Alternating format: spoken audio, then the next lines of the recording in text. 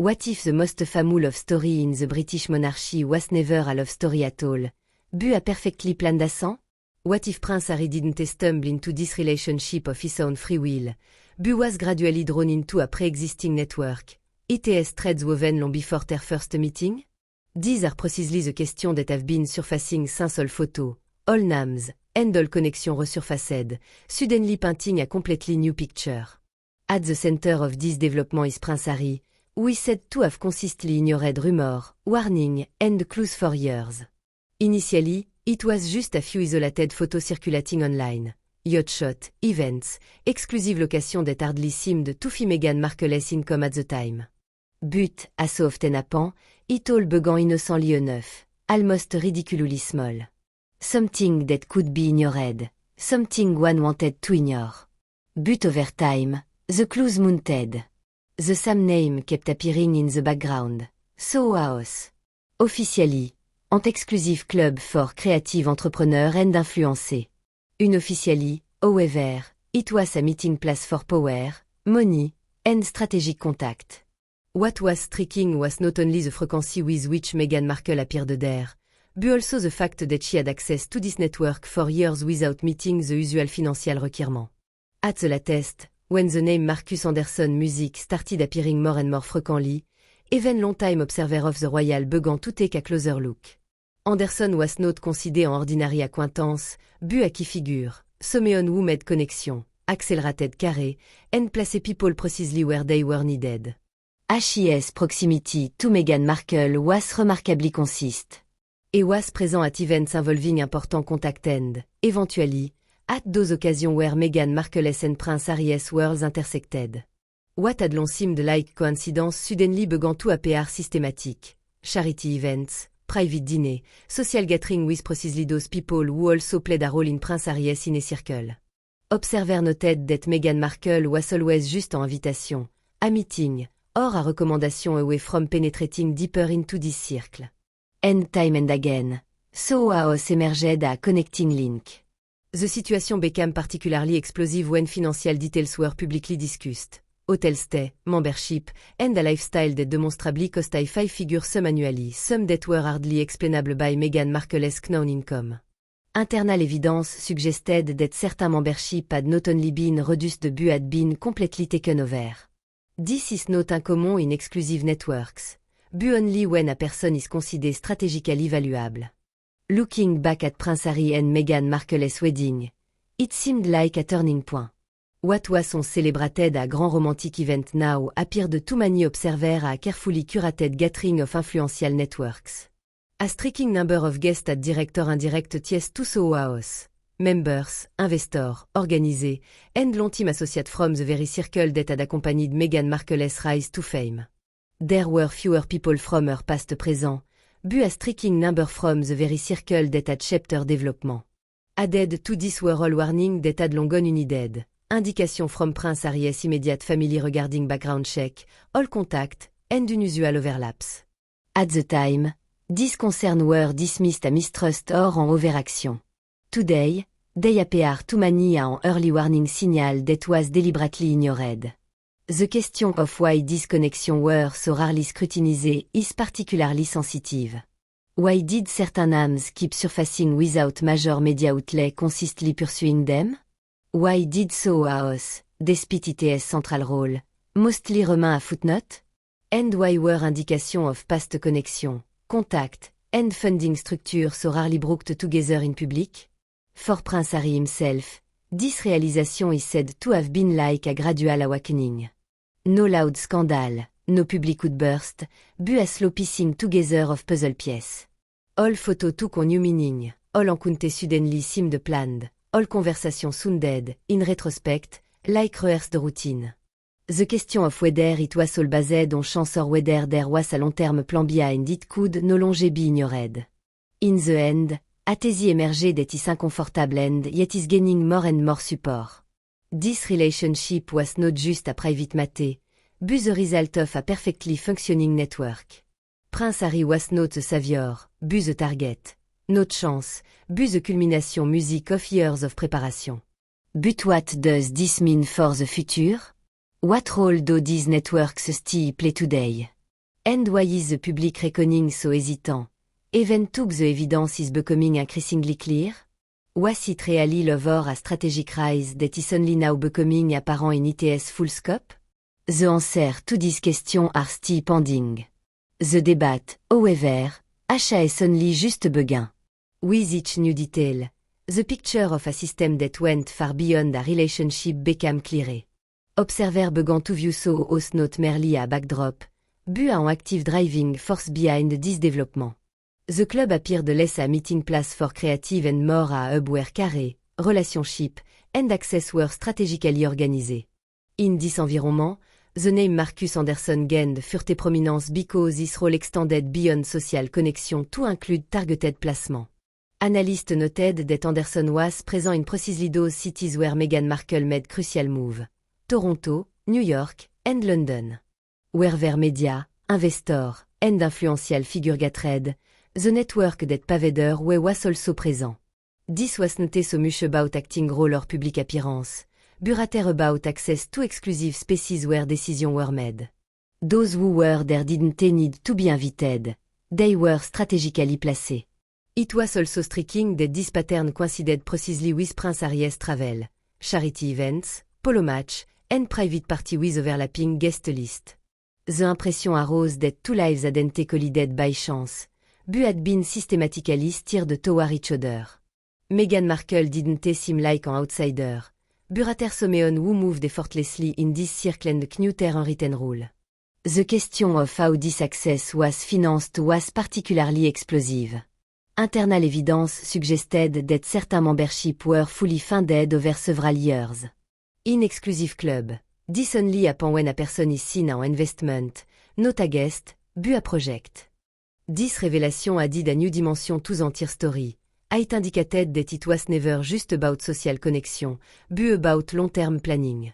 The role of Soho House was duly assessed. The club no longer appeared a neutral environment, but a filter that determined who was promoted, networked, and given visibility. Meghan Markle benefited from this to a remarkable degree. Her presence at high-profile events increased in parallel with her proximity to this network. At the same time, she maintained the public image of an independent actress who had fogged her way up. Meanwhile, evidence mounted that Prince Harry had long underestimated this structure. A member of the royal family, he had been trained his entire life to exercise caution. But this very caution seemed to fail him in his private life. The trust placed in his relationship led him to ignore warning signs that outsiders had long recognized as problematic. In retrospect, even their famous first meeting seemed less spontaneous than it had long been portrayed.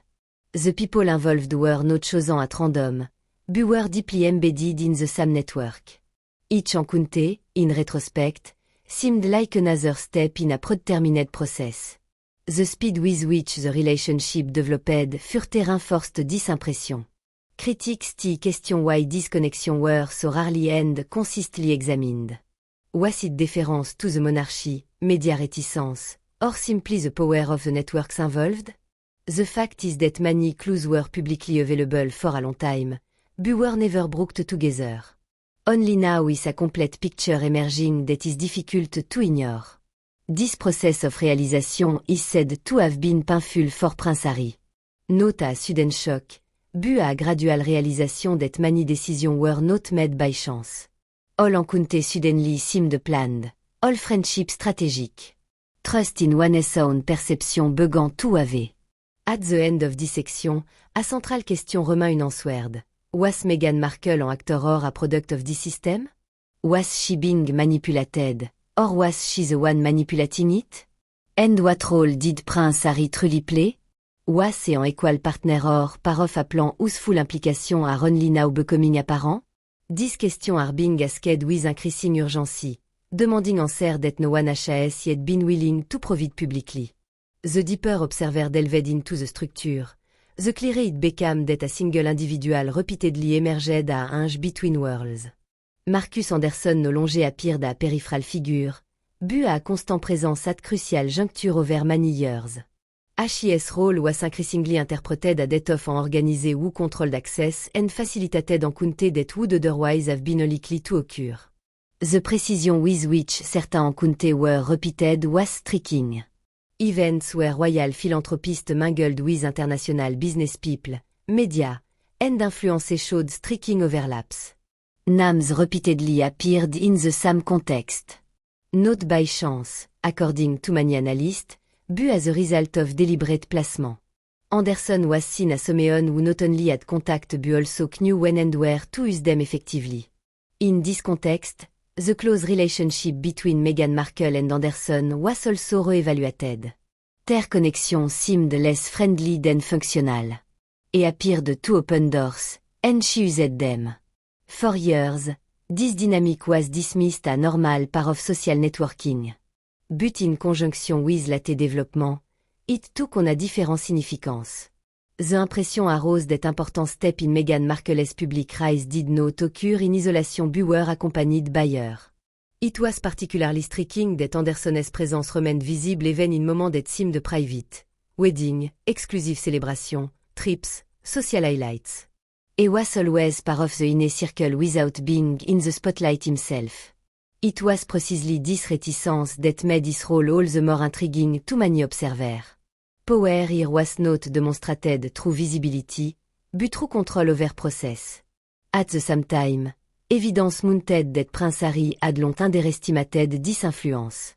In his inner circle, Anderson was perceived as harmless acquaintance, someone from the wider social sphere. Only in retrospect did the picture emerge of a man who had gained remarkably early access to royal circle and moved within them with ease. This was unusual, even in a world where networking is commonplace. The more connections were analyzed, the clearer a pattern became. Anderson's network, association, media, business, social elite, and exclusive club. It was a system based not on chance, but on repetition and planning. Meghan Markle moved within it with en confidence that surprised outsider. Her ability to immediately find her way in diverse circles seemed less a talent and more the result of long-term preparation. Critics therefore began to question whether Anderson's role had been underestimated. Was he merely a facilitator or an active shaper? Were these encounters arranged by chance or deliberately orchestrated? The chronological sequence of many events raised doubt. Décision, invitation, and change of location seemed to mesh together like the gears of a large plan. For Prince Harry, this reassessment meant a painful shift in perspective. What had previously appeared to be a supportive environment now seemed like a tightly woven web. People who had seemed peripheral to him suddenly occupied central position. The realization that some relationship might have been strategic in nature challenged his sound judgment. At the end of this section, en image remain that cannot be resolved. Marcus Anderson no longer appear a casual compagnon, but a figure with structural influence. His proximity to Meghan Markle and his presence at crucial turning point raise question that extend far beyond personal sympathy.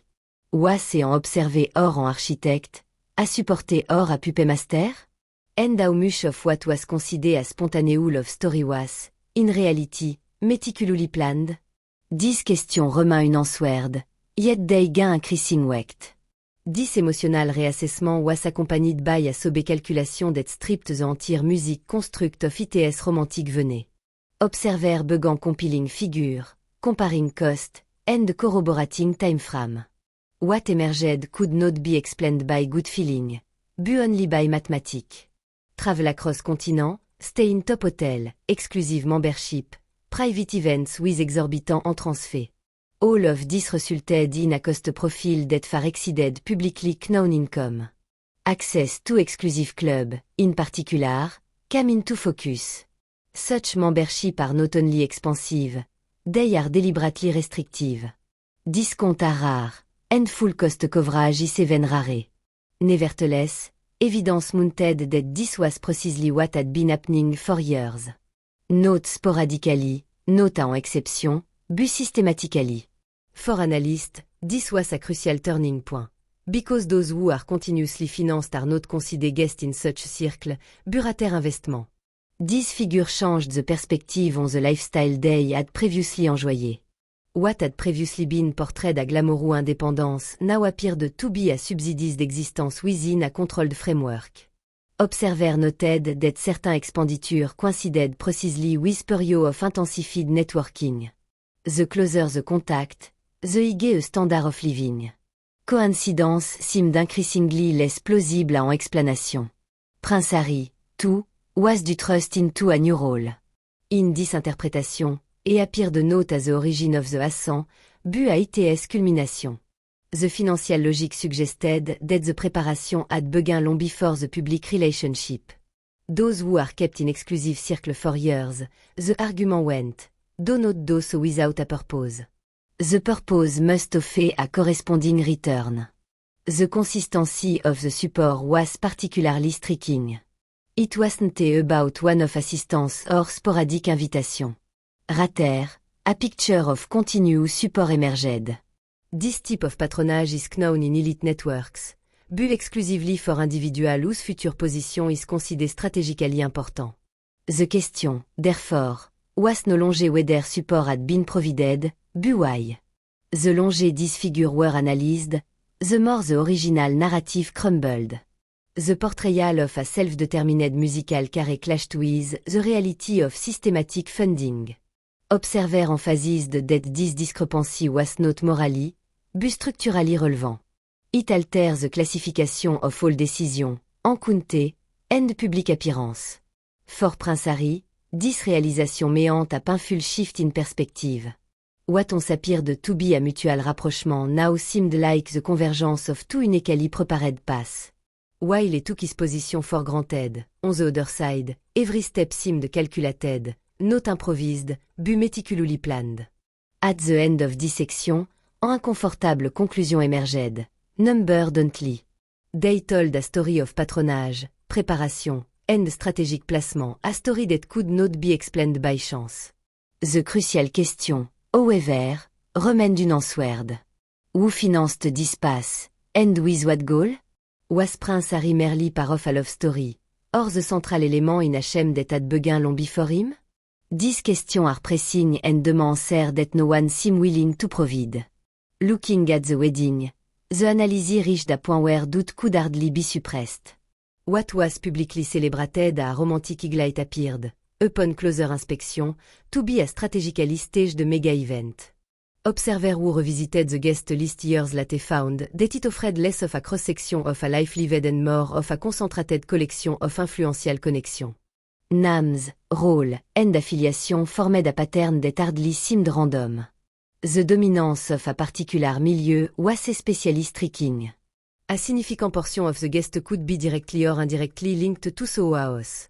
Members, organisés, investors, long-time associates from the very network that had supported Meghan Markle's rise over the years. In contrast, representative from early phase of her life seemed comparatively scarce. For analysts, this was a clear signal. This guest list reflected not the past, but the present and the future. The wedding du appeared less a private celebration and more a showcase for a network that was making its successful positioning visible. In such circle, presence is a form of validation. Those who are invited are part of the group. Those who are centrally located have won. The guest list acted a silent message to all involved. A long-term goal had been achieved. Marcus Anderson once again stood out. HIS presence was not perceived as incidental, burater à agivant. He moved among the power centers of the event without a formal role, yet with recognizable authority. Observer described the atmosphere not a surprised or euphoric, but a satisfied. It was the mood of a project that had been successfully completed. This reassessment also indirectly affected Prince Harry. In this light, he appeared not an active shaper of the events, but a central focal point around which everything revolved. The wedding seemed less like the beginning of a shared journey and more like the culmination of a long preparation. A final celebrated publicly, while the real work had long since been completed behind the scene. Critique question why this perspective had remained hidden for so long. Was it the emotional charge of the event that nipped Annie in the bud? Or was it the media narrative that deliberately emphasized romance and glossed over structural issue? The fact is that only with the passage of time did it become clear how unusually homogeneous this social environment actually was. For many observer, this very moment marked the turning point. The wedding became a symbol, not just of a union between two people, but of the successful interplay of a network that combined access, visibility, and influence. The impression solidified that what had been prepared for years was not merely celebrated, but confirmed. At the end of this section, a provocative thesis emerged. The wedding was less a declaration of love than a demonstration of power. It showed who had won and who was now part of a larger structure.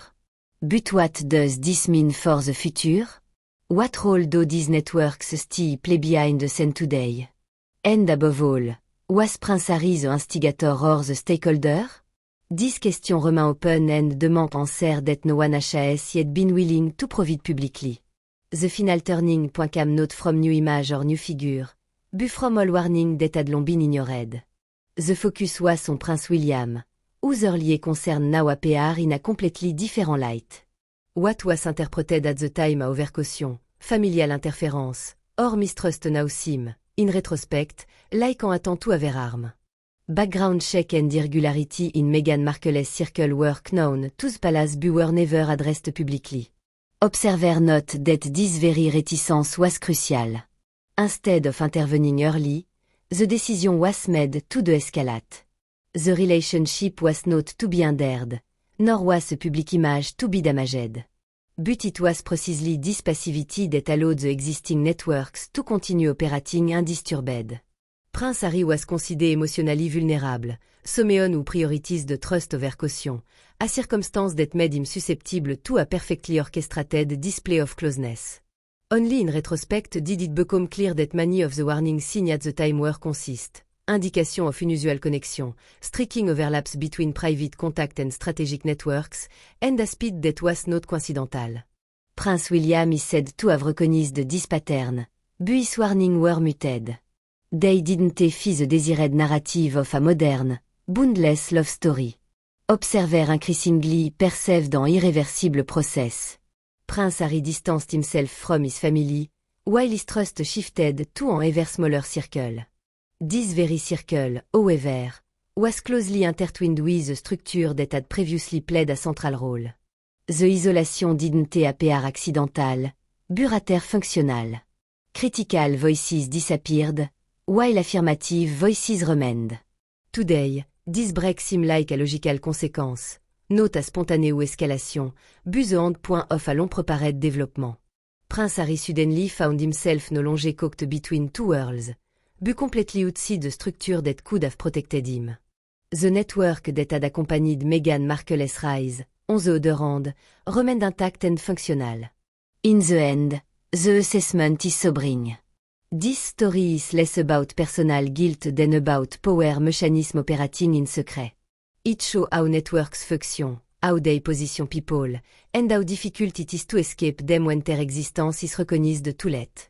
Prince Harry appear not a perpetrator, but a figure within a system whose rule est underestimated.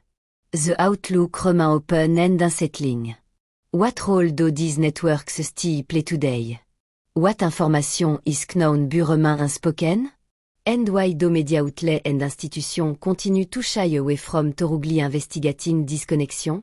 Was this relationship the result of a free choice or the culmination of a long-term plan? The crucial question is ultimately directed at the public. How often are modern fairy tales told without anyone looking behind the scene?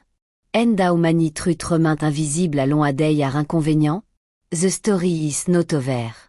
It has only just begun. In the end, fragments, names, number, and overlapping timeline coalesce into a picture that extends far beyond a private relationship. What was long marketed a modern love story, in retrospect, appear to be the result of a complex interplay of networks, access, and strategic preparation. The case of Prince Harry and Meghan Markle do exemplify a new form of social power that doesn't operate openly but is quietly organized. The recurring patterns are striking. So house doesn't appear merely a background noise, but a constant focal point. Marcus Anderson doesn't seem like a casual acquaintance, but rather a structuring actor. Financial discrepancy, repeated overlaps in guest list, strategic placement at events, and a wedding that resembled a summit meeting more than a private celebration, all of this create a pattern that is difficult to ignore. For Prince Harry, this development apparently meant a gradual loss of control. Warning from his inner circle were downplayed, doubt were interpreted as attack, and distance was seen as self-protection. This very dynamic amplifies the influence of the networks that remained stable in the background while familial safeguard crumbled. In the end, there was not a sudden break, but a slow shift in loyalty and dependency. This story raises fundamental questions. How do modern elite circle really function? How are care prepared, people positioned, and goal achieved without it being openly acknowledged? And why are precisely those who point out risk early on sidelined? This case demonstrate how effective power can be when it goes unrecognized. The outlook remains deliberately open. Not all connections have been revealed, nor have all questions been answered. But the debate has begun. Was this relationship the result of pure emotion, or the culmination of a long-term plan? Was Prince Harry an actor or a pawn? And how many similar stories remain undiscovered because they are hidden behind a shield of glamour, media narrative, and reticence? The public now face a choice. Continue to believe a fairy tale or begin to look more closely. Because one thing this story clearly shows is that not everything that appears to be coincidence actually is. And not every love story is a happy accident.